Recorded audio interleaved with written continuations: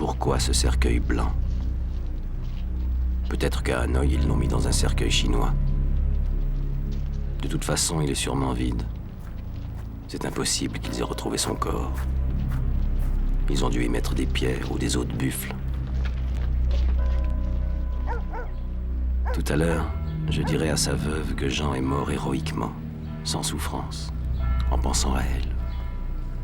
Que dire d'autre? Est-ce que le fils de Jean comprendra un jour? Est-ce que les gens peuvent comprendre ce que nous avons vécu là-bas? Nous n'appartenons plus au même monde.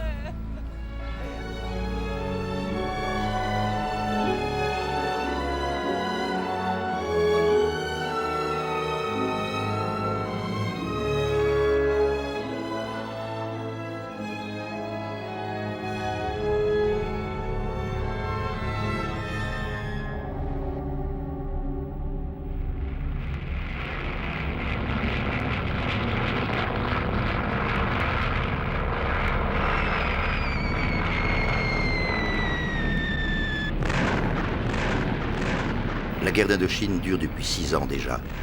Les troupes françaises ont subi un grave revers à Cao Bang. Les combats se durcissent, surtout au nord, au Tonkin, près de la Chine.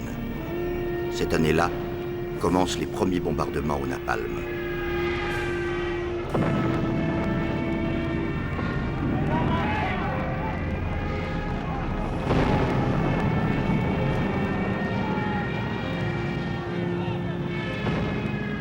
Pendant longtemps, je suis resté silencieux. Au soir de l'enterrement de Jean, et pendant 10 jours et 10 nuits, j'ai écrit leur histoire. Ils étaient 4 lieutenants français. En fait, il n'y en avait que 3. Hans, le légionnaire, était allemand, un ancien de la Wehrmacht. Pour tous, il était le lieutenant. Au début de cette histoire, il est en Indochine depuis longtemps déjà. Il a connu les désastres de Cao Bang et de la route coloniale 4. Jean et Bernard débarquent le même jour à Saigon du transporteur de troupes Oregon. Ils ont voyagé ensemble depuis Marseille, mais ils ne se connaissent pas. Leurs itinéraires se croiseront encore, mais ils ne se connaîtront jamais. Quant au 4e lieutenant, celui qu'on appelait le pirate, personne ne savait alors où il se trouvait. C'est plus tard que j'ai su, mais ceci est une autre histoire. Ils ont aimé l'Indochine. Nous avons aimé cette lumière, ces odeurs, le grouillement des villes et des rizières, le mystère des montagnes, la chaleur moite, le fracas de la mousson. Nous avons aimé ce peuple dur à la peine, railleur, courageux. Nous avons aimé cette civilisation ancienne et raffinée. Nous avons aimé les femmes de ce pays, énigmatiques, douces et fières. Je crois que Bernard est de nous tous celui qui s'est le moins laissé prendre à ses illusions.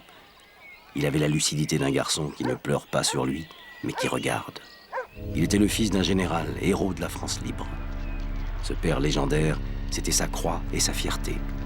Si j'échoue, disait-il, mon père me le reprochera, et si je me débrouille bien, on dira que je suis protégé. Il est dur d'être le fils d'un héros.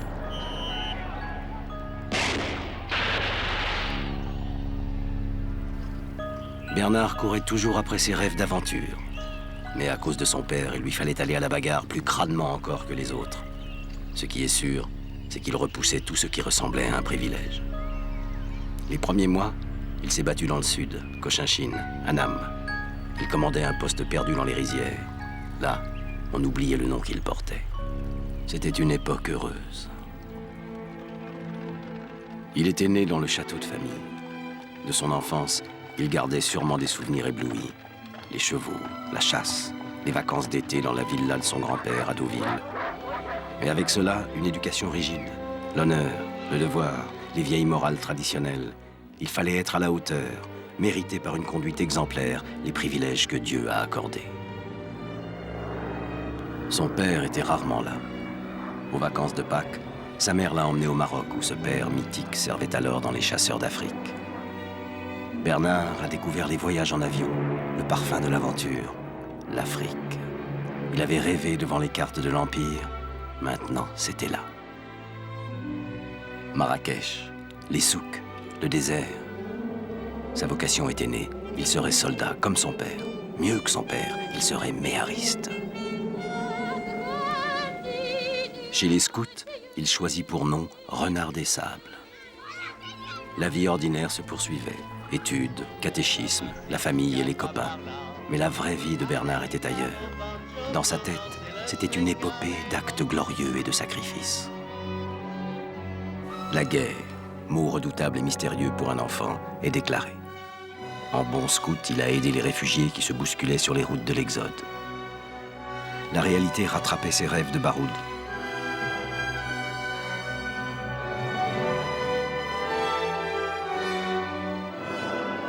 On a raconté plus tard qu'il avait vu son père aux actualités allemandes se rendre à l'ennemi, bras en l'air. Je ne sais si l'épisode a réellement eu lieu. S'il est vrai, cela a dû être un choc pour Bernard. Il ne pouvait deviner que son père s'évaderait, rejoindrait la France libre, deviendrait pour tous un vrai héros, et pour lui, son fils, un modèle encore plus écrasant.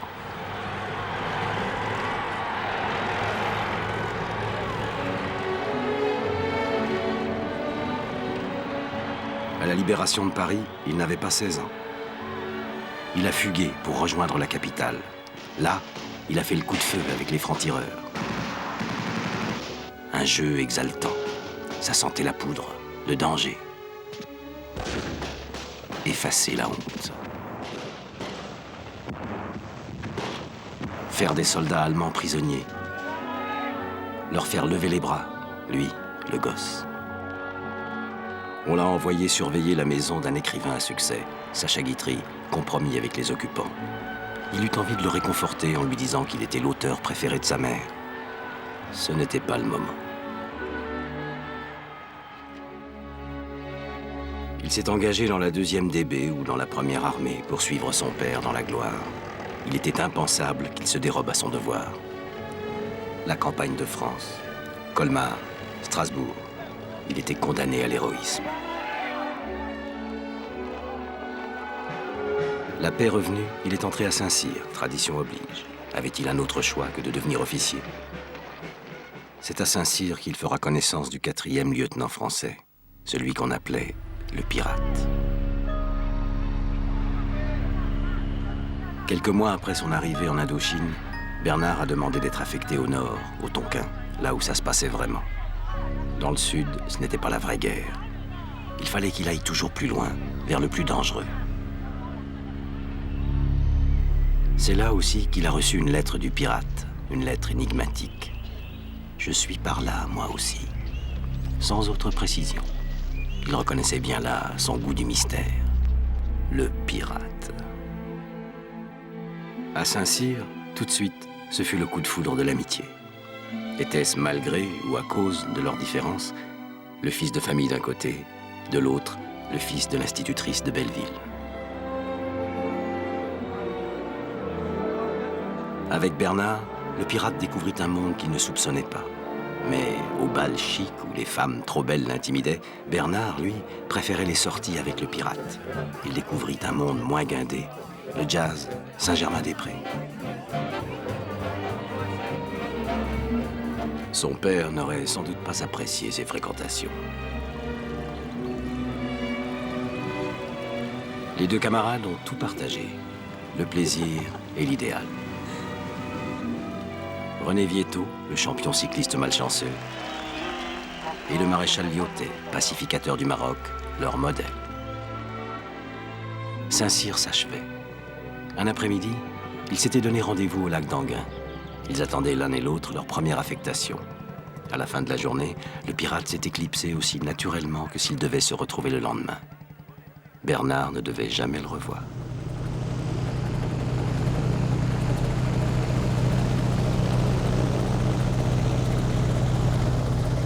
Le mois de février est triste au Tonkin. Il pleut ou il bruine. La division 308 de Giap s'est infiltrée dans le delta et harcèle nos troupes. Les positions françaises sont menacées. On appela les parachutistes en renfort. Jean était parmi eux. Depuis son arrivée en Indochine avec Bernard, il combattait au Tonkin, largué avec son régiment partout où un incendie s'allumait. On volait encore sur de vieux junkers allemands. Il allait à nouveau croiser Bernard. mais pas plus que sur l'Oregon qui les avait amenés ensemble de France à Saigon, ils n'auraient l'occasion de se parler. La vie est ainsi faite.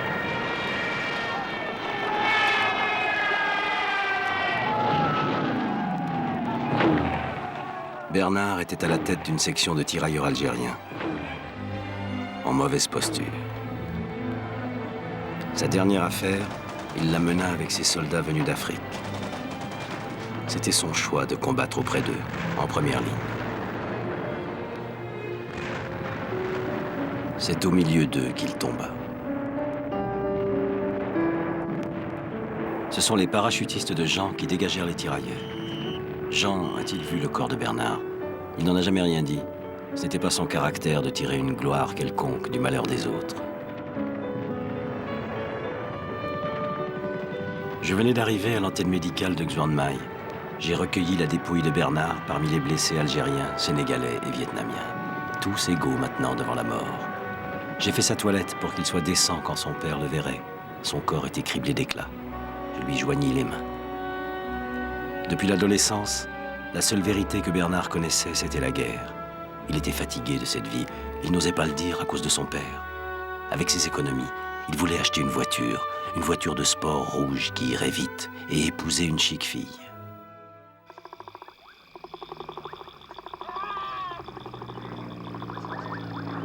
De Bernard, je n'ai connu que ce grand corps sans vie, ce grand corps d'enfant qui n'avait connu que la guerre.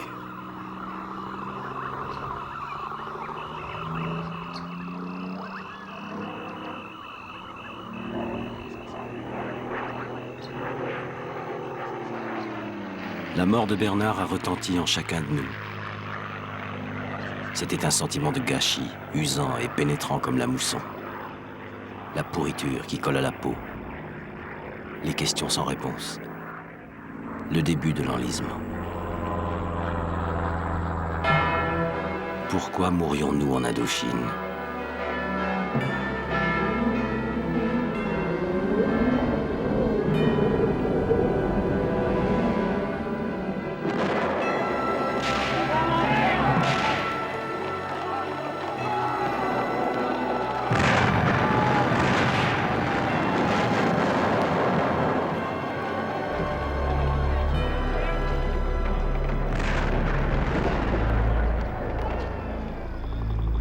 Au soir de cette tragique journée, quelqu'un m'informa qu'un légionnaire allemand clamait partout qu'il avait connu le fils du général.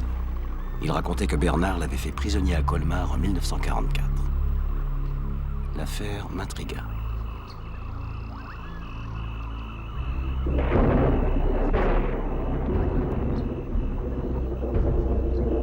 C'est comme ça que j'ai rencontré Hans. En vrai légionnaire, il n'aimait pas parler de son passé. Un légionnaire n'a pas de passé.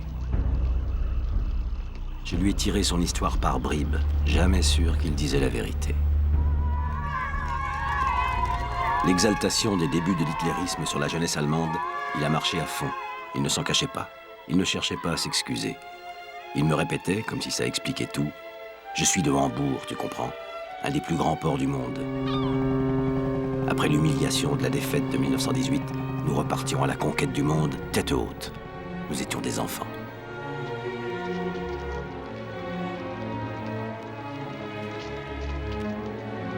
En fait de tête haute, il s'est retrouvé sur le front de Russie, dans la boue, le froid et le sang. Stalingrad. Comment il a été tiré de là, Hans ne l'a jamais dit. Avait-il été blessé, protégé peut-être par un parent haut placé? Avait-il seulement été sur le front de l'Est? Quand je lui posais des questions trop précises, il chantait « Adieu vieille Europe, que le diable t'emporte, adieu mon pays ». Il a épousé une pianiste. Il disait « C'est normal, j'étais musicien. C'est Chopin qui nous a réunis. » Il ne donnait pas de détails, juste très romantique, très polonaise.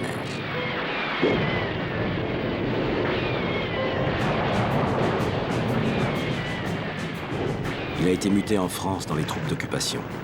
Il a aimé une femme, ou plutôt, une femme l'a aimé. Mauvaise époque pour la passion. Elle l'a payé cher. Comme disait Hans, je porte la poisse aux femmes. Encerclé dans la poche de Colmar, il fut fait prisonnier par les légionnaires de l'armée de Lattre. Comment pouvait-il être sûr de s'être rendu à Bernard, Ces histoires qu'il racontait, était-ce la vérité? N'était-ce pas plutôt une légende faite de tous les clichés d'un ancien de la Wehrmacht devenu légionnaire? Il expliquait que, fait prisonnier par la Légion, il s'était engagé à sa libération auprès de ceux-mêmes qui l'avaient capturé. Amour de la discipline. Strasbourg, Marseille, Sidi Bel Abbès. Il s'est retrouvé en Indochine. Adieu, vieille Europe, que le diable t'emporte.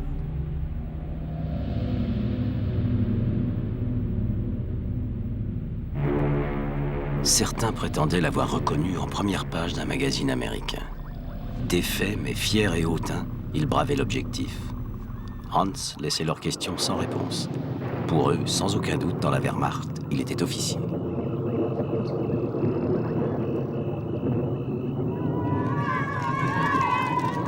Il m'avait livré la version de sa vie à laquelle je faisais semblant de croire. Mais il y en avait d'autres que racontaient des camarades de Hans qui le connaissaient depuis longtemps. On y retrouvait sa jeunesse nazie.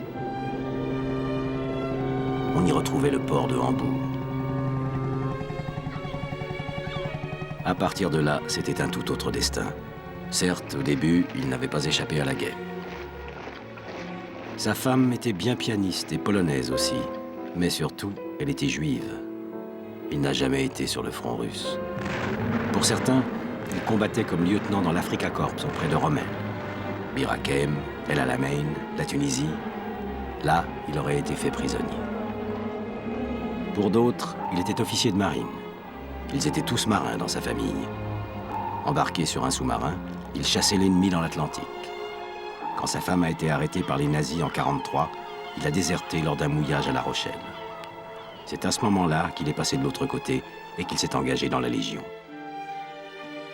Il n'aime pas qu'on le dise, mais c'est ça la vérité, disaient ses plus proches amis. Sidi Bel Abbès, la campagne d'Italie, l'Alsace. Bernard ne l'avait pas fait prisonnier. Ils servaient tous les deux dans la même armée. Restait la photo du magazine américain. Était-ce lui?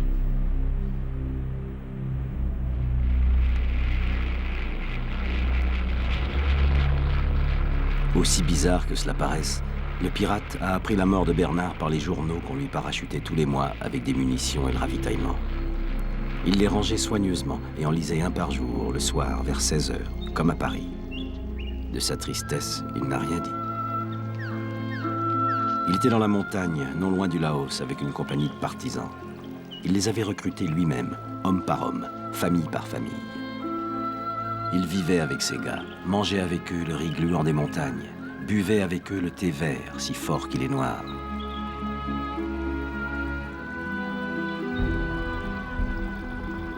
Il s'était taillé un petit royaume.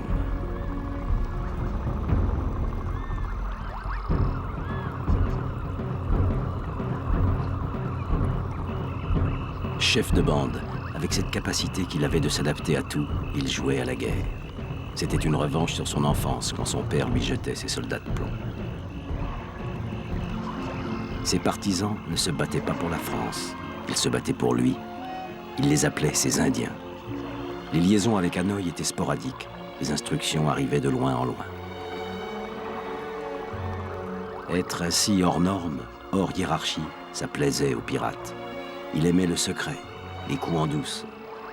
Au premier abord, pas plus ouvert que lui avec son grand sourire. Et pourtant, il ne livrait rien. Un homme qui dit tout pour tout cacher. Que cachait-il?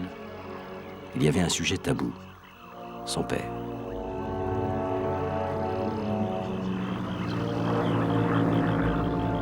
Un Dakota survole la jungle où le pirate s'infiltre. À 2 heures d'avion d'Hanoï et des cognacs soda glacés du Sporting Club. Jean est dans le Dakota. Ça vibre. Il attend le signal du saut. Qui n'a pas connu ça ne peut rien comprendre.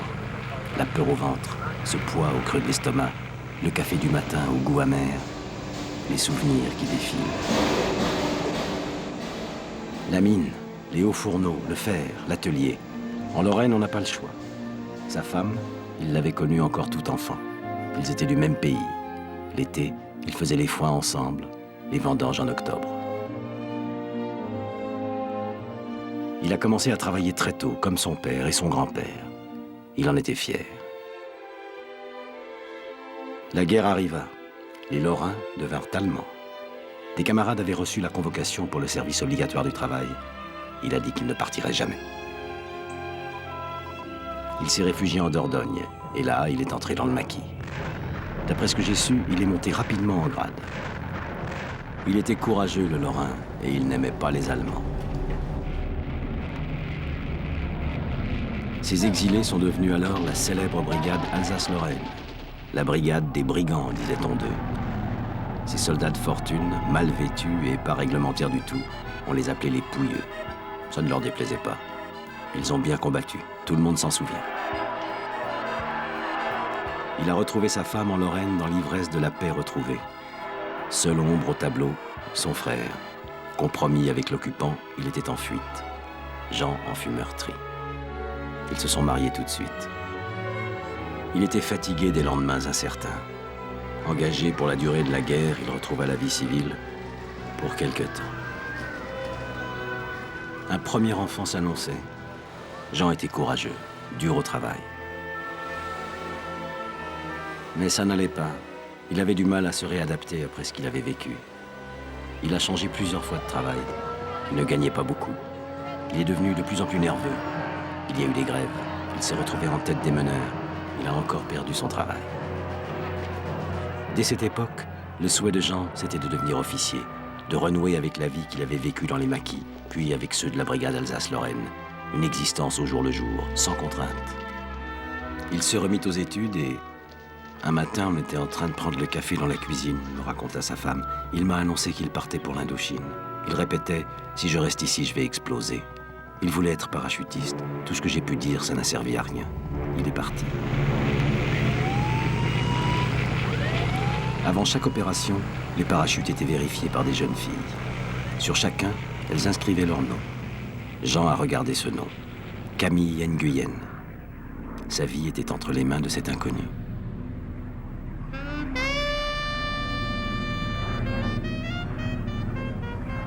On allait les lâcher, lui et ses camarades, pour une opération dont ils savaient tous qu'elle était très risquée.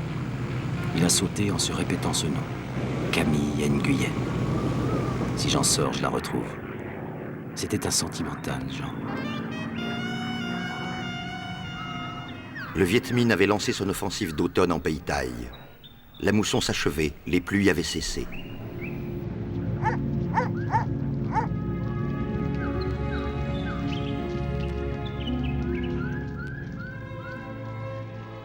Très vite, on a perdu le contact avec le bataillon de Jean. Silence radio, plus aucune nouvelle. Ils avaient été lâchés, par erreur, je suppose, au milieu des Viettes, dans la gueule du loup. Jean s'est retrouvé sur un piton perdu. Pendant des jours, à Hanoï, on a cru qu'on ne les reverrait plus. Vers le nord, au-delà de la montagne, c'était la Chine. Entre ce groupe d'une centaine d'hommes et les milliards d'habitants du monde communiste, de la Baltique au Pacifique, il n'y avait rien. La faim, la soif, l'attente, la peur. Ça m'est arrivé aussi. On rêve à ce qu'on n'a pas, à tout ce qui paraissait si naturel dans cette autre vie. Qu'est-ce qu'on est venu faire ici? On a repéré enfin le bataillon perdu. On leur a parachuté du ravitaillement, de la glace pour boire frais, du maxiton pour rester éveillé, des images pieuses pour garder la foi. Jean était sauvé.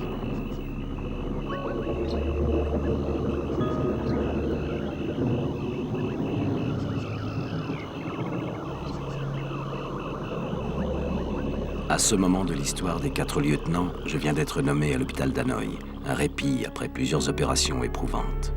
Bernard, le premier lieutenant, est enterré dans son village natal. Son père a rapatrié son corps en France en demandant pardon à son épouse de n'avoir pu le protéger. Et le pirate, lui, il s'est lancé avec ses partisans dans une opération destinée à desserrer l'étau autour du piton de Jean, encerclé par l'ennemi. Et là, il s'avance vers l'embuscade qui l'attend inexorablement.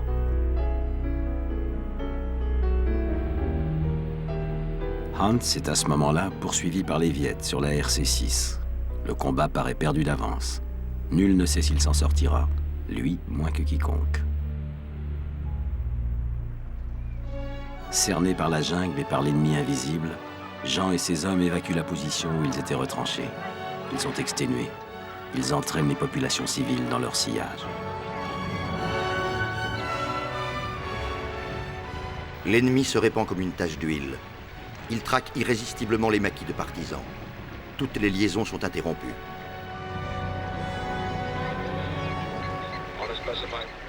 C'est alors que le pirate est blessé, gravement touché. Pour lui, aucune autre solution que l'évacuation. Aucun hélicoptère n'a un rayon d'action suffisant pour arriver là. Le plus proche est à Laicho. Une chaîne humaine s'est formée pour le transporter. 4 porteurs se relaient tous les kilomètres autour de son brancard. Les paysans les aident. Le pirate est un personnage mythique. On croirait que toutes les ethnies d'Indochine se donnent la main pour le sauver. Son état s'aggrave. Quand ils atteignent la rivière Noire, il délire.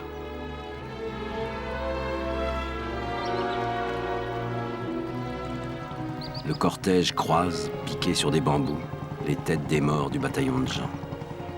On a pensé que ses partisans, terrifiés, allaient déserter. Mais ils sont restés. Il était devenu l'un des leurs. Risquer leur peau pour le sauver, ça leur paraissait naturel. Le pirate les aimait, vous comprenez?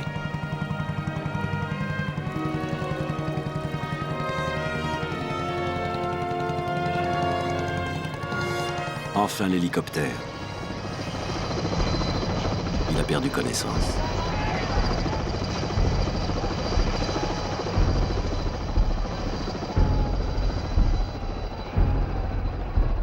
C'est ainsi qu'on le transporte à l'hôpital Lanessan et que je fais la connaissance du 4e lieutenant français.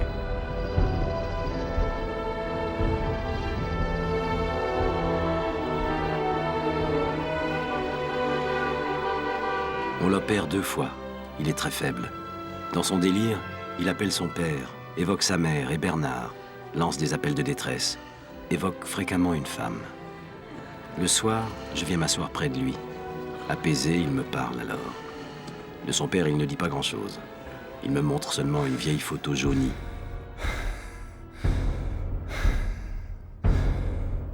Est-il disparu en 40 près de Sedan ou en Espagne dans les brigades internationales? Sa mère me racontera plus tard que le pirate avait longtemps cru que son père avait survécu, qu'il était à Moscou peut-être, et pourquoi pas héros de l'Union soviétique. Il a dû l'aimer ce père, pourtant si peu compréhensif. Soir après soir, au fil de ses confidences, je suis devenu son ami, autant qu'on pouvait l'être de ce type imprévisible et secret.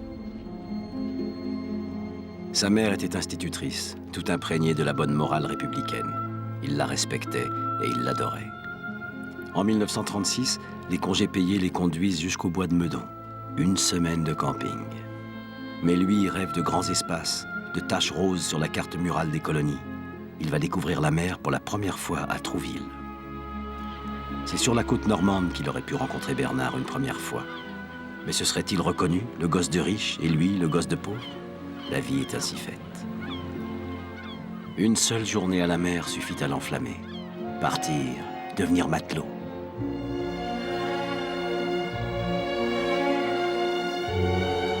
Dans ses jeux d'enfants, il préférait toujours les Indiens, épris de liberté et de grands espaces, aux cow-boys.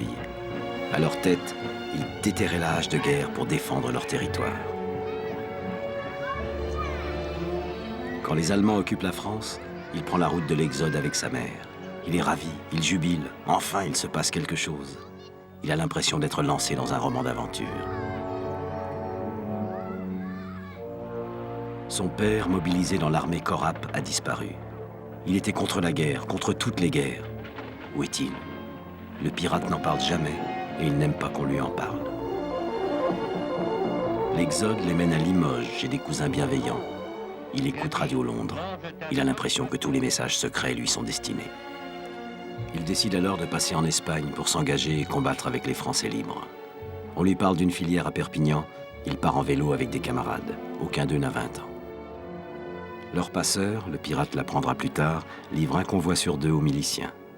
Le pirate est transféré menottes aux mains à Compiègne. 1 mois plus tard, il est à Buchenwald. Ces années de camp seront l'expérience capitale de sa vie. Il me disait, d'abord, tout ou presque craque. C'est un univers sans merci, où seuls les rapports de force existent. Il n'y a plus que l'être primitif qui mord, se bat, tue parfois pour survivre.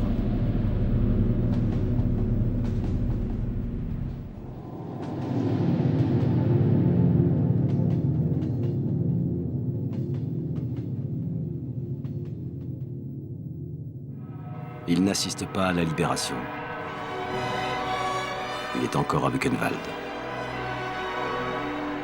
Il pèse 45 kilos. À son retour, il boit une bouteille de Bordeaux entière au goulot. C'est un Haubrion 34. Quand il revient, il est fasciné par la prestance des soldats américains. Ils riaient, ils avaient l'air de vainqueurs. Tout le monde voulait leur ressembler. Ils ressemblaient à Gary Cooper. Une vocation est née. Que pouvait-il faire d'autre? Il a travaillé dur pour réussir Saint-Cyr. Promotion Indochine, un clin d'œil du destin. De là date sa rencontre et son amitié avec Bernard. Bernard était né avec une cuillère en argent dans la bouche. Il avait tout, mais s'en servait maladroitement. Il était timide et naïf. Le pirate n'avait rien, mais rien ne l'arrêtait. Ils étaient faits pour s'entendre.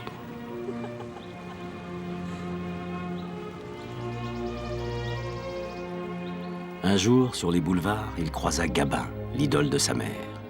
Le lendemain, il inclina un peu plus son calot sur le front, tout près des yeux, comme l'acteur le faisait souvent. À la sortie de Saint-Cyr, il s'est retrouvé dans les troupes d'occupation à Vienne. Dans ce nid d'espions, où il n'avait sans doute pas été nommé par hasard, il a été aussitôt recruté par les services de renseignement. Il est devenu le pirate, un soldat de l'ombre.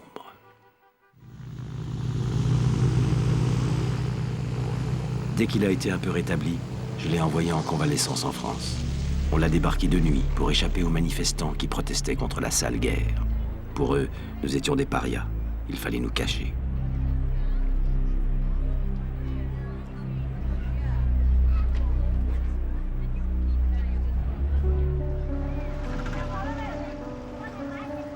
À Hanoï, en permission, dédaignant les amours faciles avec les filles de chez Betty, Jean chercha aussitôt Camille. Il n'avait que ce nom pour viatique, Camille Nguyen. Peut-on être amoureux d'une femme qu'on n'a jamais vue? Était-ce celle-ci? Ou celle-ci? Chaque silhouette, chaque visage entreaperçu le faisait tressaillir. Elle avait tenu sa vie entre ses mains. Ils se rencontreraient, c'était forcé. Cette jeune fille vietnamienne l'obsédait.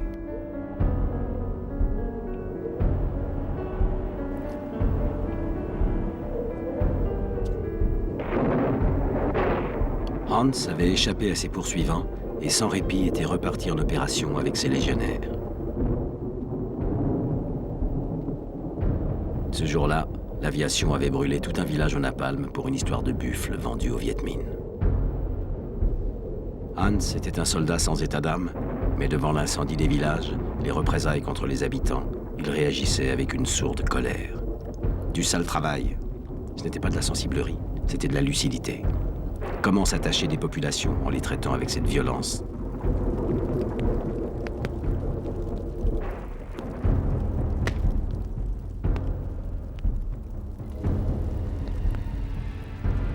Quelle confiance, quel respect attendre de gens dont on saccageait les vies. Mais Hans avait trop le sens de l'obéissance et de la hiérarchie pour ne pas continuer sa tâche. La guerre était sa patrie. Elle était la nôtre. En France, tout parut étranger aux pirates. Derrière la vitre du train qu'il menait à Paris, les paysages familiers semblaient ceux d'un rêve très ancien dont il était exclu. Il vit sa mère. Quand il était à Buchenwald, elle avait cru ne jamais le revoir. Quand il était parti pour l'Indochine, elle avait tremblé à nouveau. On ne s'habitue pas, vous savez, au contraire. L'annonce de sa blessure l'avait presque soulagé. Il était vivant. Mais elle reconnut à peine son garçon, malgré tous ses efforts pour se montrer tendre. Il était silencieux, sombre. Il mettait ça sur le compte de sa blessure et de sa fatigue. Il sentait bien qu'il y avait autre chose, mais il n'osait pas l'interroger. Il voulut revoir les lieux de son enfance et d'abord l'école où sa mère était institutrice. Plus tard, il me raconta que c'est là, en voyant jouer les gosses, qu'il fut assailli de doutes. Quel rapport y avait-il entre les valeurs qu'on lui avait apprises et le combat qu'il menait en Indochine? Les Viettes tuent, torturent, terrorisent les paysans pour les contraindre à les aider. Mais si nous, Français, utilisons les mêmes moyens qu'eux, au nom de quoi avons-nous le droit de les combattre? Ils vont nous vaincre et nous allons nous déshonorer. Il prit le train pour aller sur la tombe de Bernard. Il arriva dans le cimetière de Quimperlé un dimanche en fin de matinée. Il n'éprouva ni tristesse, ni colère. Juste ce sentiment d'étrangeté. Que faisait Bernard, tué dans une rizière, au milieu de ces morts tranquilles?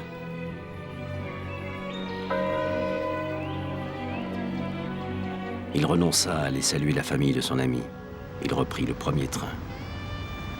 Au lieu de retourner chez sa mère, il prit une chambre d'hôtel et erra dans Paris.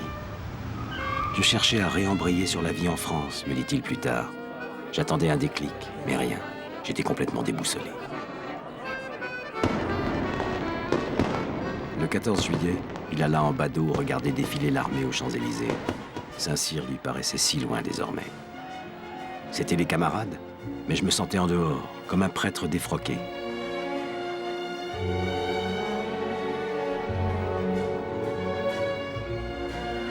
Il pensa se tuer, mais recula devant la peine qu'il causerait à sa mère. Quelques jours plus tard, toujours errant, il se rendit à la kermesse aux étoiles. Le déclic, il l'eut en apercevant Jean Gabin. Gabin était devenu un monsieur entre deux âges qui signait des autographes. Le pirate se dit, comme il a vieilli, et décida de repartir aussitôt en Indochine. Il retraversa la France. Elle était toujours aussi lointaine, mais au moins maintenant, il savait où il allait.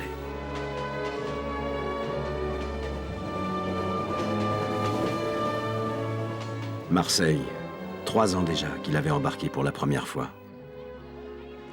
Plus tard, il me raconta que dans le train qui l'emmenait, en même temps qu'il éprouvait du soulagement à quitter la France, il s'était dit que ça aurait été bien tout de même s'il avait eu pour le retenir une femme et des enfants. Oui, me dit-il, c'est bizarre. J'ai éprouvé la nostalgie de la vie de tout le monde. Il embarqua sur un paquebot de transport civil des messageries, le président de Cazalet. C'est à bord qu'il apprit, sans y attacher beaucoup d'importance, que 2 semaines auparavant, des parachutistes avaient sauté sur un petit village du Tonkin, Dien Bien Phu.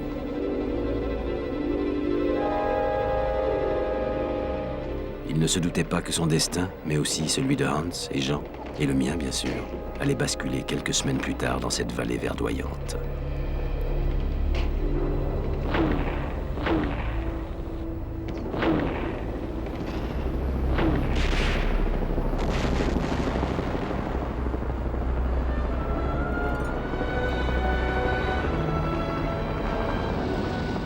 Au fur et à mesure que le bateau s'éloignait de la France et le rapprochait de l'Indochine, sa morosité se dissipait. Au passage du canal de Suez, alors que la chaleur accablait les passagers, il se sentait, lui, renaître. Il redevenait le pirate, le gosse plein d'appétit et de culot. Il fut même repris par sa fascination de la mer, comme à Trouville en 1936, quand il s'était juré de devenir matelot.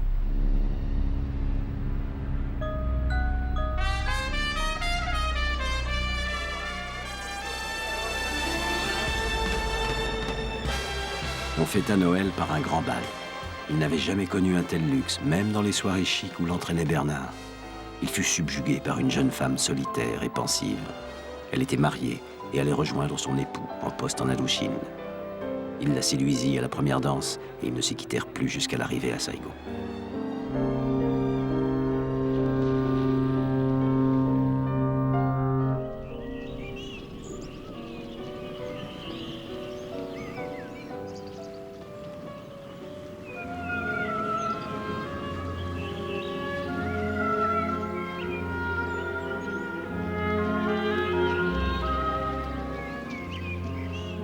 J'avais quitté l'hôpital d'Hanoï pour le port d'Haiphong où je m'apprêtais à rentrer en France quand on me dit qu'on avait besoin d'un toubib à Dien Bien Phu. À croire le médecin général qui m'avait convoqué, c'était un remplacement de 15 jours au plus. J'acceptais.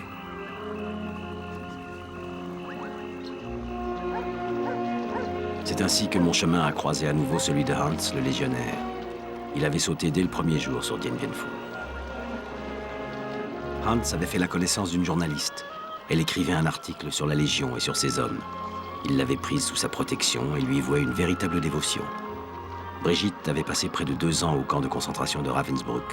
C'était une ancienne résistante et Hans aurait pu être un de ses bourreaux.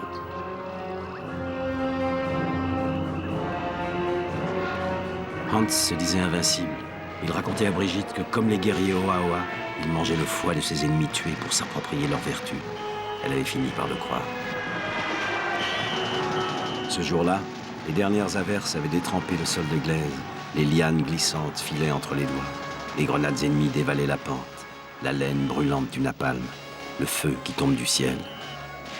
Hans reçut une grenade entre les jambes. Ses hommes l'entourèrent immédiatement. L'infirmier qui le déshabilla trouva dans la poche de son treillis une dizaine de mégots de cigarettes tachés de rouge à lèvres. Il allait les jeter quand Brigitte arriva, prévenue je ne sais comment.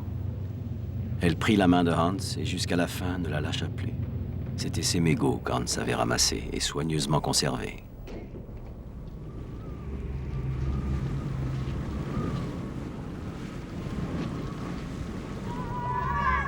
Il délira toute la nuit. À travers ses phrases hachées et ses râles, nous revîmes défiler Hambourg et sa jeunesse. Mais il n'avait pas eu d'épouse. La pianiste polonaise et juive, c'était de la légende. Il était seulement fiancé quand il partit en France sur le front. Il ne l'avait jamais revue.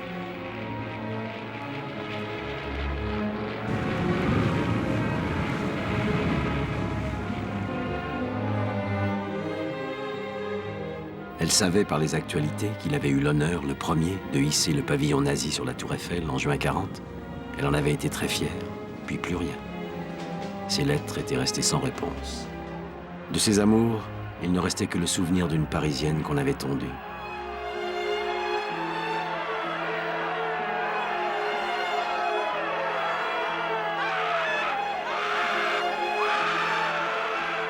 C'était à Paris qu'il avait été fait prisonnier, non pas à Colmar. Les services de propagande américains l'avaient alors recherché parmi les vaincus.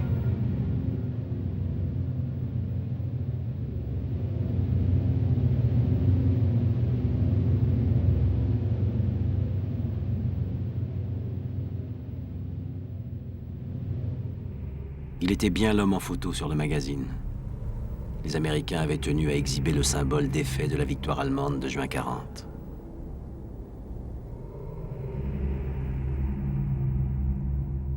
À l'aube, il sembla brusquement retrouver toute sa lucidité. On décida de l'évacuer. Il déclara d'une voix claire qu'il s'appelait Kurt et non Hans. Il me demanda si sa blessure était grave. Je l'assurai que non, bien sûr. Il regarda la jeune femme qui tenait sa main et déclara que ce Noël serait son plus beau Noël. Puis il nous demanda de lui allumer une cigarette. Le temps qu'elle sorte son briquet, il était mort.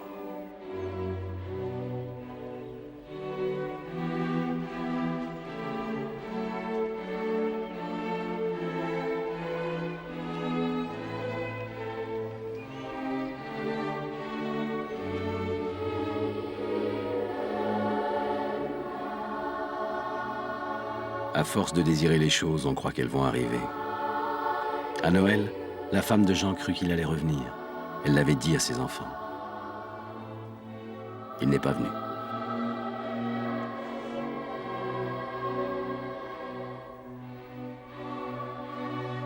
Jean leur avait envoyé des cadeaux. Un kimono de soie pour sa femme et sa fille, et un sabre chinois pour son fils. Dans sa lettre, il écrivait « Je vous aime très fort ». C'était un sentimental. Sa femme pleurait doucement en me lisant cette dernière phrase.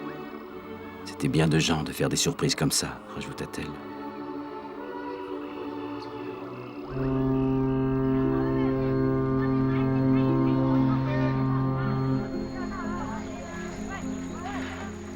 Dès son retour en Indochine, le pirate est reparti dans ses maquis, au grand soulagement, je crois, de ses supérieurs qui se méfiaient de lui et le voyaient mal dans une unité ordinaire. Il commandait un groupe de renégats, d'anciens Viet Minh ralliés. Parfois, l'un d'entre eux désertait après avoir coupé la gorge d'un de ses gardiens. Chaque jour qui passait rendait leur mission plus dangereuse.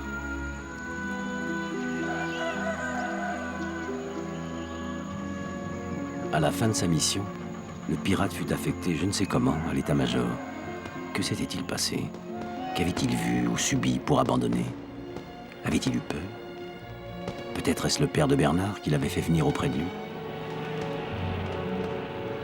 Le pirate s'est retrouvé dans le rôle d'un officier de salon et faisait visiter le camp retranché de Dien Bien Phu aux hommes politiques et aux journalistes.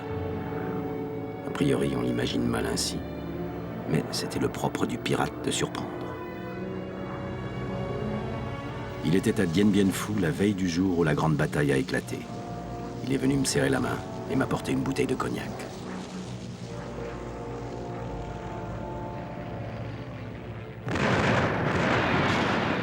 Longtemps espérée, l'attaque Viet Minh sur le camp retranché tourne au cauchemar. Un bombardement féerique.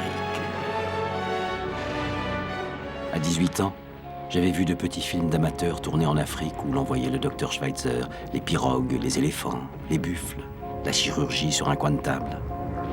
J'avais décidé alors d'être médecin colonial. Ça m'a paru être un beau métier d'homme. La guerre s'achevait et j'ai pensé qu'on aurait 20 ans de paix. Je voulais être utile. Mais les médecins coloniaux, ça va aussi à la guerre. Et là, j'ai été servi. Rapidement, le terrain d'aviation est impraticable. Bientôt, les blessés ne pourront plus être évacués.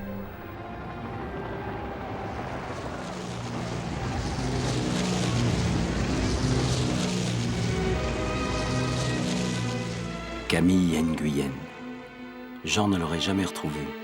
Et même s'il l'avait retrouvé, rien ne serait arrivé. Son frère et son père étaient Viet Minh. Et elle brûlait des cierges à l'église pour la victoire du Viet Minh. La dernière journée de la vie de Jean, le sentimental, commence à 6 heures du matin sur la base de Bac Mai à Hanoï. Son bataillon va être parachuté sur le camp retranché. Sirène d'alerte. Les gars embarquent dans les Dakota, direction Dien Bien Phu. Il est comme les camarades, la peur au ventre.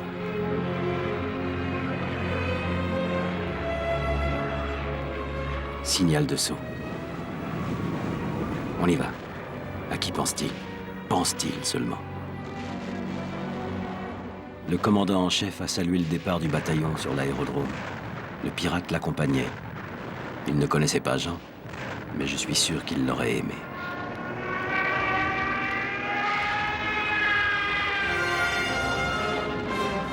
Le soir de l'enterrement de Jean, sa veuve me remit la dernière lettre qu'elle avait reçue de lui. « Si un télégramme t'annonce ma mort, n'en crois rien. Cela ne peut m'arriver. Je vous aime trop pour cela. » Il se bat parmi les camarades.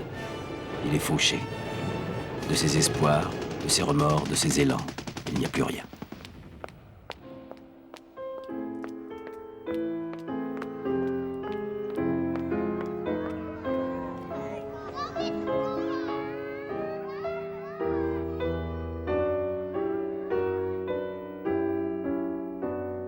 Cette silhouette brisée, c'est Jean, photographié par un soldat, à l'instant même où il meurt. Son corps est traîné parmi les corps.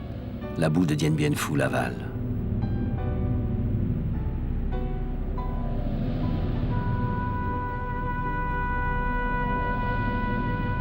Dien Bien Phu sera notre tombeau. Rien ne pouvait plus l'empêcher.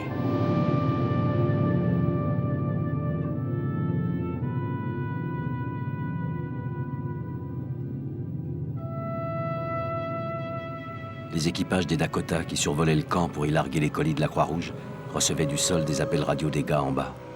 Les assiégés essayaient de faire passer des messages. Ils étaient condamnés, faits comme des rats dans leur trou. « Faites-moi savoir si ma femme a accouché. Dites à ma famille que vous avez entendu ma voix et que tout va bien. Priez pour nous. » Immanquablement, la radio du bord répondait « Pas de message personnel. » Un jour, le pirate accompagne un de ses vols de ravitaillement. Il entend ses voix angoissées venues de la cuvette. Dans ce combat, il se sent inutile. C'est dur à admettre pour un type comme lui.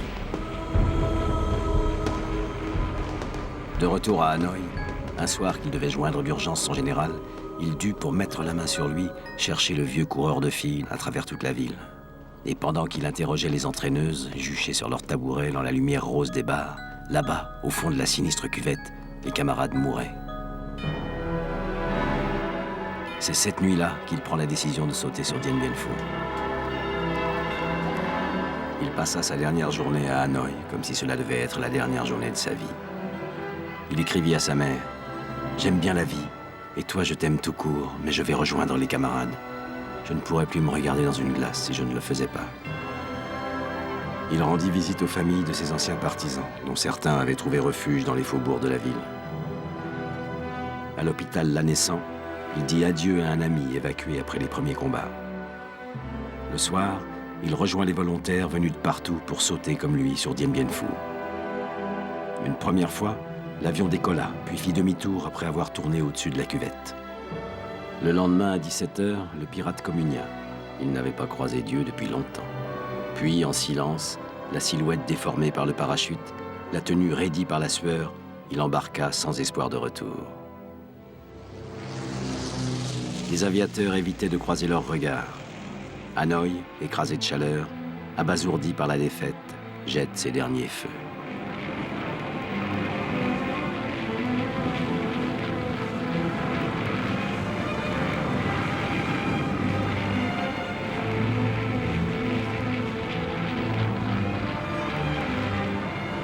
Maintenant, le cœur serré, cerné par la nuit, il saute dans la fournaise, en hurlant, comme pour une charge sabre au clair. Quelques heures plus tard, je vois sa grande carcasse se profiler à l'entrée de la casemate où j'opère les blessés avec les moyens du bord. Il est tout pâle, il sourit. À 17h ce jour-là, Dien Bien Phu est tombé. La nouvelle est connue à Paris le lendemain matin. Il régnait sur le camp retranché une puanteur extraordinaire qu'il m'arrive de retrouver dans mes cauchemars d'aujourd'hui. Les mères, les pères, les épouses, les enfants, familles et amis des soldats sacrifiés s'interrogent entre espoir et angoisse. Qu'est devenu celui qu'ils aiment, celui dont depuis tant de mois, ils attendent le retour? Le pirate et moi, nous marchons au milieu d'une horde d'hommes vaincus et désarmés vers le camp d'internement. Le voyage va durer plusieurs semaines. Beaucoup de ces gosses vont mourir d'épuisement. Nos gardiens nous expliquent que nous allons être rééduqués. Le pirate me dit qu'après Buchenwald, il ne supportera pas une deuxième fois une détention. « Tu ne sais pas ce que c'est » me répète-t-il. « Moi, oui. Je ne tiendrai pas. Je préfère mourir tout de suite. »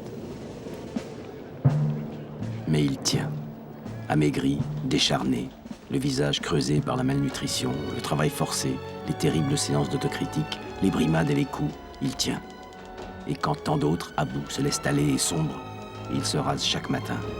Il restera droit, c'est son honneur. J'essaie de l'imiter. Sans son exemple, aurais-je tenu moi-même?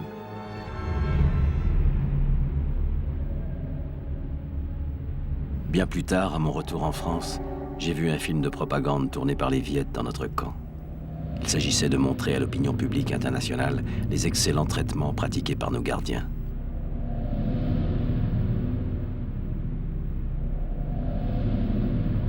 J'y reconnus le pirate. Le caméraman russe l'avait filmé en gros plan. Il ne laissait personne insensible. Contraints sous la menace de jouer nos rôles de prisonniers modèles, frais et joyeux, c'est une sinistre comédie. Et pourtant, ce film où tout est trucage et mensonge témoigne d'une certaine vérité. Des hommes soumis aux pressions sont capables de rester des hommes. J'ai songé aux pirates en voyant ces images. J'ai songé aussi aux camarades qui, dans les rares moments de détente dont nous disposions, se racontaient ce qu'ils feraient dès qu'ils seraient libres. Celui qui, soir après soir, récitait la recette de la galette de pommes de terre que lui préparait sa mère. Celui qui se permettrait d'acheter à sa femme un frigidaire. C'étaient des hommes avec leurs terribles espoirs, des hommes en grandeur réelle à qui on voulait voler leur âme.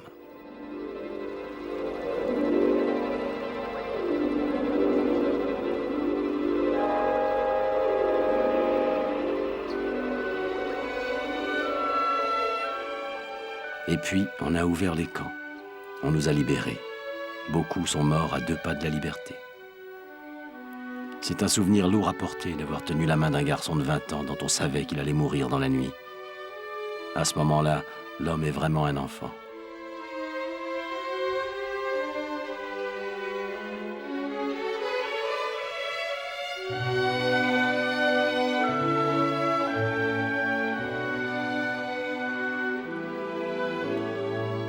Le pirate s'est mis à aller très mal dès la sortie du camp, comme si en lui un ressort avait lâché. On nous a regroupés à Dalat avant le rapatriement. J'ai pu faire prévenir sa mère que son fils était vivant et qu'il allait bientôt débarquer à Marseille.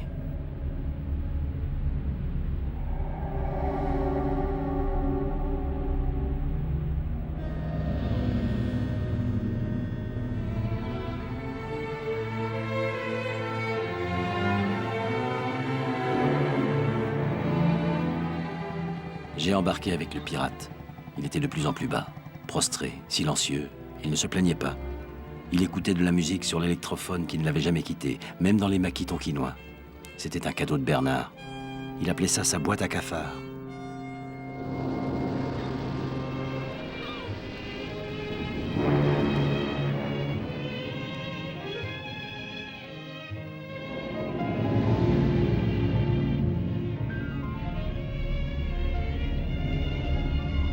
Au passage du canal de Suez, il a commencé à délirer.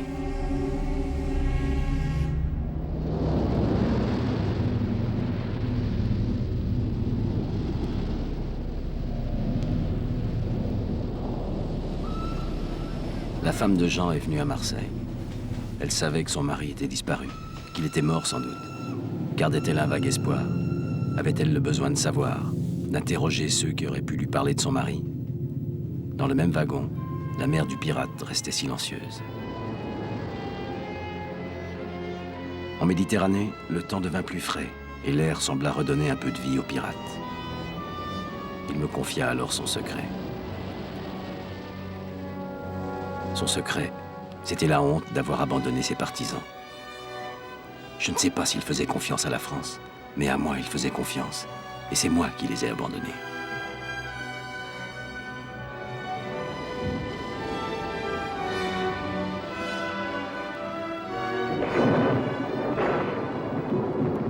Le répit fut de courte durée.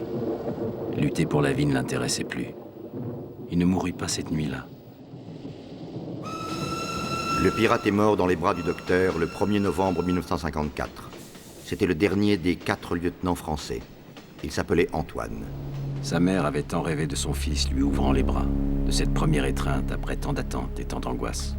Elle le voyait descendre de la passerelle, comme elle avait vu quelques mois auparavant aux actualités, les GI descendre vers leur famille au retour de Corée. Ne resterait-il rien de lui? On a largué son corps à la mer. C'est lui qui me l'avait demandé avant de mourir. Il a disparu comme il avait vécu.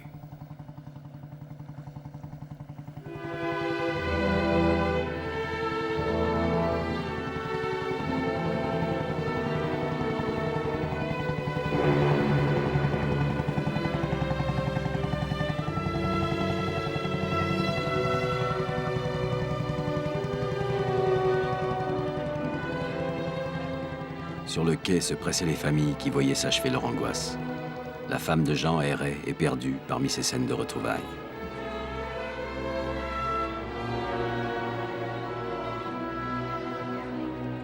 La mère du pirate cherchait son fils parmi toutes ces têtes et ne le trouvait pas. J'ai dû lui annoncer la nouvelle. Comment consoler une mère à qui on apprend la disparition de son fils unique? Ma voix se brisa soudain. Elle avait compris. Alors je suis parti comme un voleur.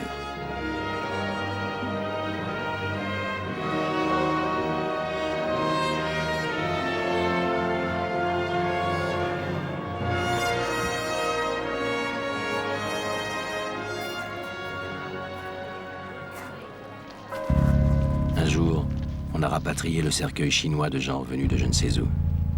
Je ne l'avais jamais rencontré là-bas. Pourtant, nous étions du même village. Enfants, nous avions joué ensemble. Bernard, Hans, le pirate, Jean. Je porte leurs traces pour toujours en moi. Je m'en veux d'avoir dû enjoliver ses morts et ses destins. Mais comment dire la vérité nue?